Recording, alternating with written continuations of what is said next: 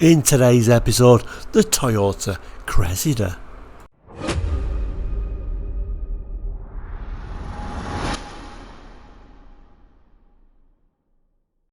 Hello and welcome back to Quarterlight. If you're new, Quarterlight is a car brochure channel looking at car brochures from around the world, like this one. So the last few weeks we've been looking at this Toyota all-range brochure for 1981. Been through quite a few now. We're now up to the Toyota Cressida, but if you missed any of the episodes, of course I will do a link to all the previous models we've looked at as well. We tend to look at Quarterlights. We tend to look at brochures 3 times a week at least, various different makes and models. Fridays you're sure for Ford fans. Every Friday we look at a Ford, so if any of that interests you, please do consider subscribing. Anyway, let's take a look at that brochure. So for those who haven't seen the front cover, have missed the previous episodes, this is the front cover. Toyota car range 1981, looking very 80s but in extremely good condition. It's actually from April 1981. So last week we ended with the Celicas, now the Cressida. So this is where we're up to, and actually starts with the Toyota Cressida DX diesel, unusually enough. Bit of housekeeping, bit of a point to note. You may hear some fan noise today. I do apologise, but I'm not turning the fans off because Canada has all of a sudden gone very warm, or hot, more like.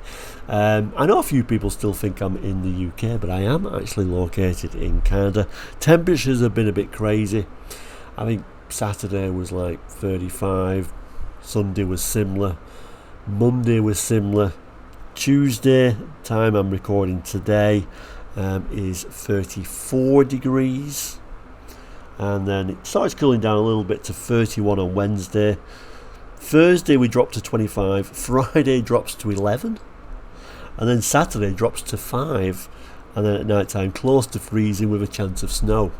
The wonderful world of Canada in May.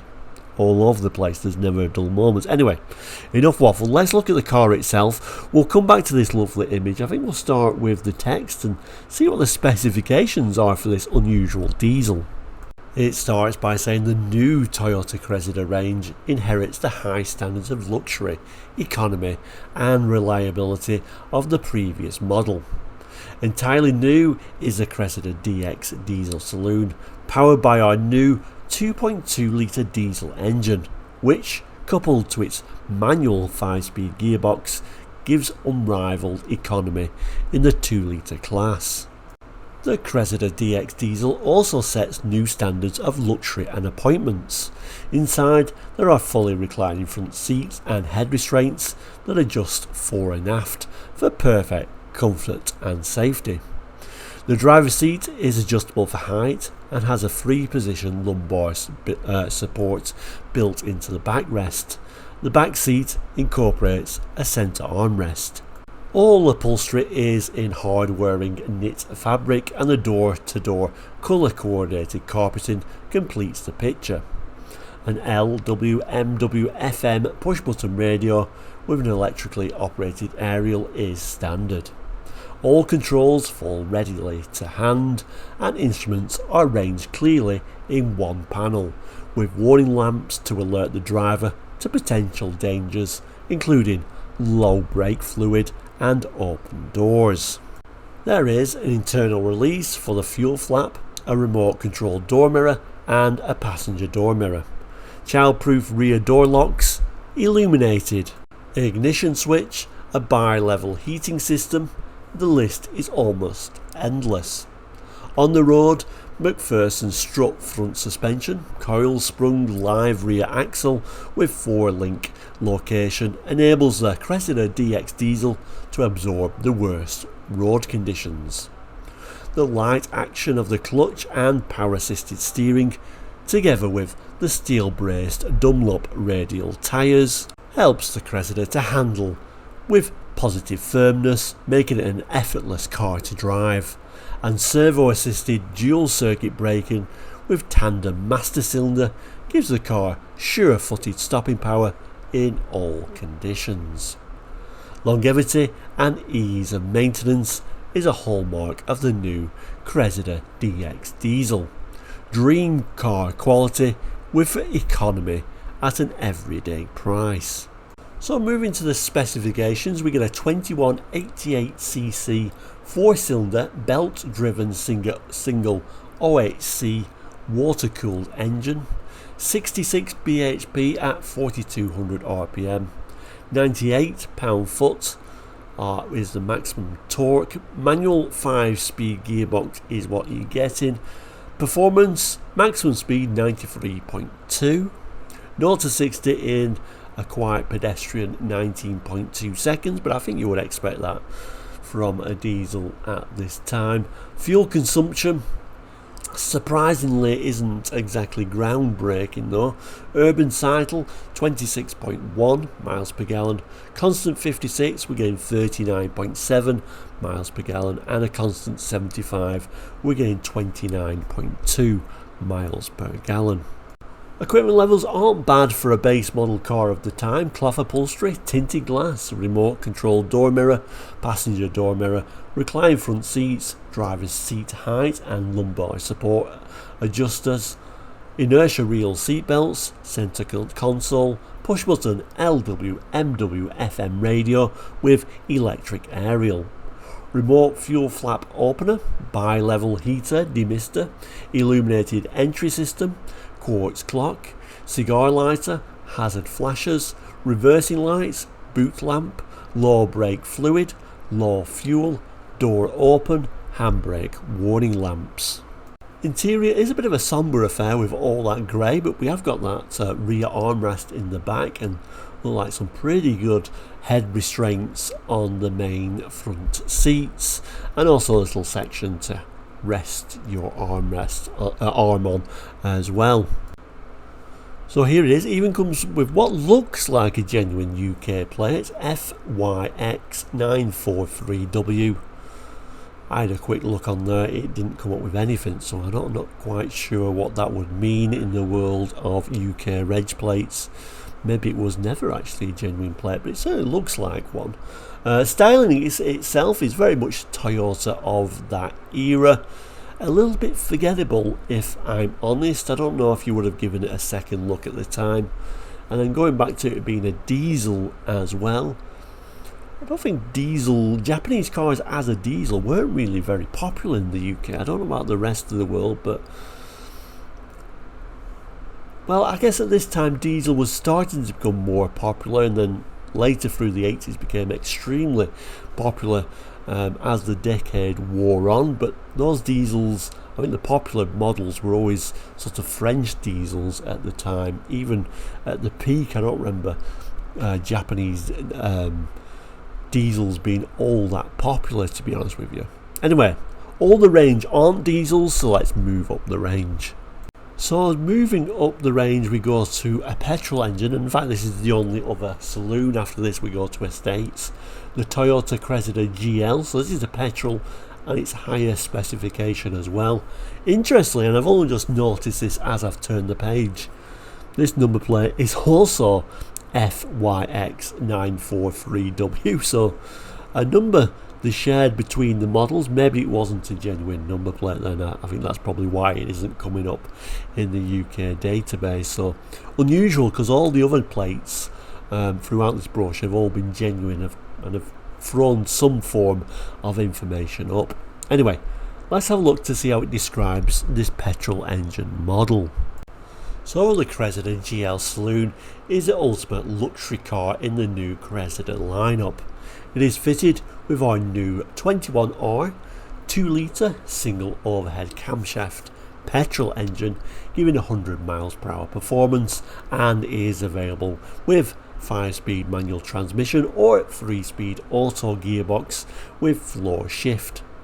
Large seats with individual adjustable head restraints front and back are trimmed in soft moquette, giving armchair comfort. There is cloth roof lining, an electrically operated sunroof with its controls mounted in the roof console next to the individual reading lamps. The windows are electrically operated with master switches in the driver's armrest console, as well as individual switches on each armrest. So for 1981, for the UK market at least, that was a very high spec car. Just there, electric windows all round, electric sunroof. It goes further to tell this car has got an impressive LWMW-FM multiplex stereo radio with auto reversed. Stereo cassette deck is standard, as are the 4 built-in speakers for superlative sound quality. The Cressida GL is fitted with a rev counter, digital quartz clock, headlamp washers and an impressive range of warning lamps incorporated in the dash. Other standard extras are shared with the Cressida DX diesel.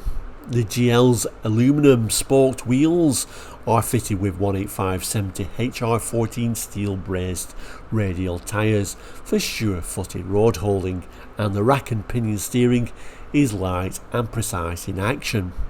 There is a wide choice of colours available, including metallic finishes, and in addition to our normal rust proofing process, the underside of the front wheel arches are protected by plastic liners. The Cressida GL, a car to be proud of, so certainly a very high spec car of its time. Specifications: so it comes with a 1972cc 4-cylinder single OHC water-cooled engine, 105 bhp at 5200 rpm, maximum torque 119 pound-foot at 3600 rpm, transmission manual 5-speed or the optional 3-speed auto. Manual's maximum speed is 103 miles per hour, 0 to 60 in 11.5 seconds, the automatic doing it in 99.8 miles per hour, and the 0 to 60 in 12.8 seconds. Fuel consumption for the manual 22.1 miles per gallon in the urban cycle, 37.1 miles per gallon in the constant 56 miles per hour, and for the constant 75 miles per hour 28 miles per gallon. For the auto, surprisingly not hugely different actually, particularly at the constant 56, so we're getting 24.3 miles per gallon in the urban cycle, so it is more efficient as a sort of city car, which maybe you would pick the automatic as a city car.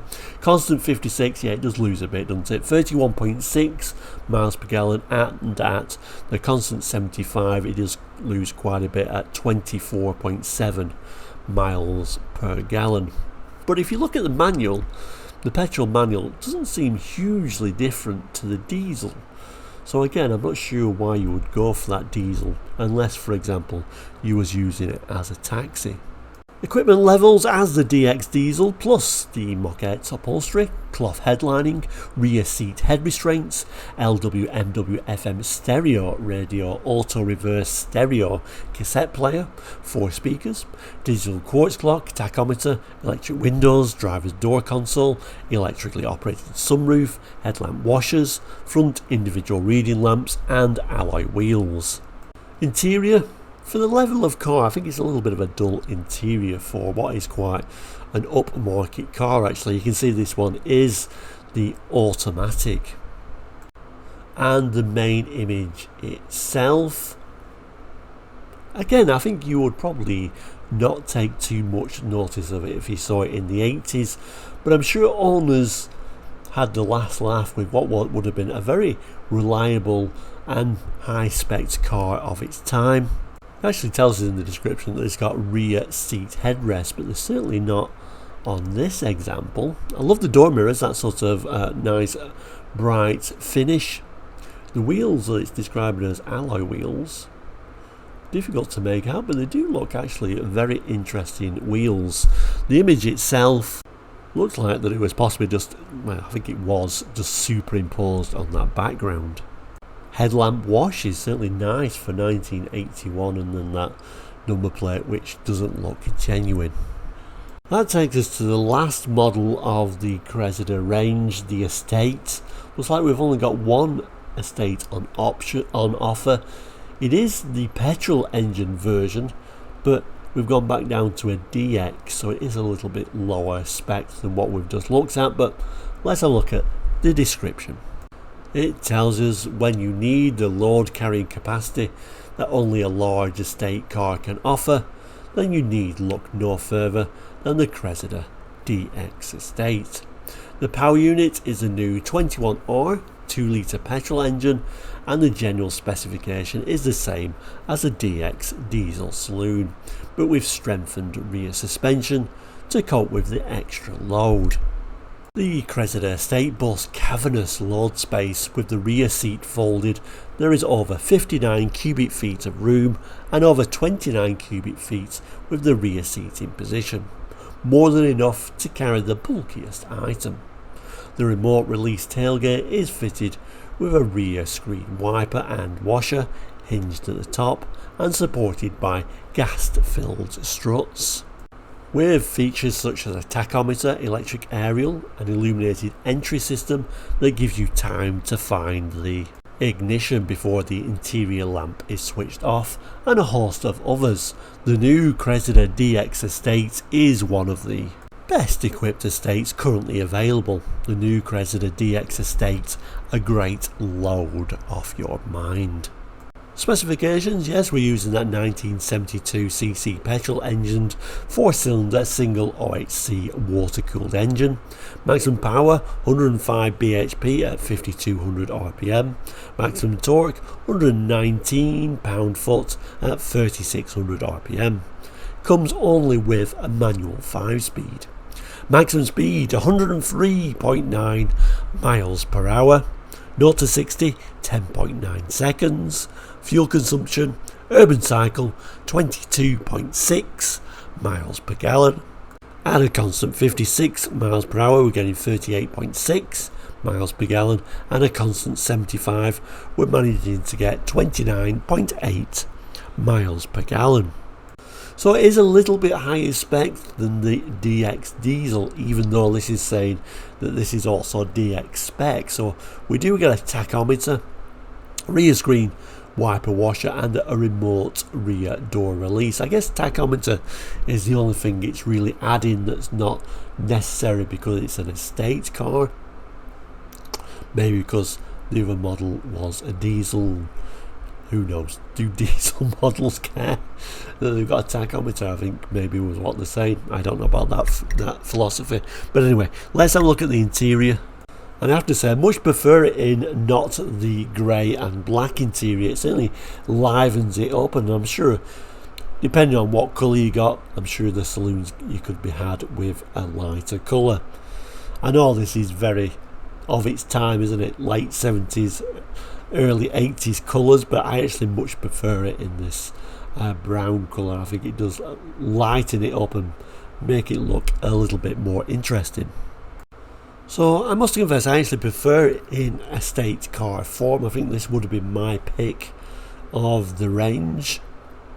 Interesting, the number plate, it does come up that it's a genuine number plate, but it looks like it comes from a different car. It's telling us it comes from a Toyota, first registered in August 1980, but then it tells us it was red and had a 1600cc engine, so maybe this particular registration plate was taken off and put on another car later on. I'm not sure, but like I say, I think I would have chosen, out of all of them, even the fancy GL Saloon, I think this would have been my pick, to be honest.